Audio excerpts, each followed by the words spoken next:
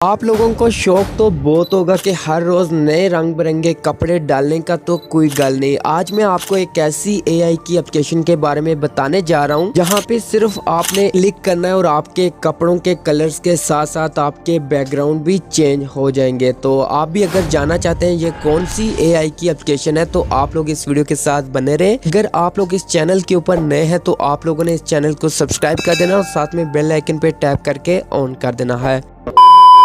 जैसा कि यहाँ पे ये एक एप्लीकेशन है जिसका यूज करके आपको बताने जा रहा हूँ कि आप लोग कैसे अपने कपड़ों का स्टाइल चेंज कर सकते हैं, अपने आप को चेंज कर सकते हैं, वो भी एक क्लिक से। तो जब यहाँ पे आप इस एप्लीकेशन के ऊपर आते हैं तो यहाँ पे नीचे आपको बहुत सारे फोटोज मिल जाते हैं।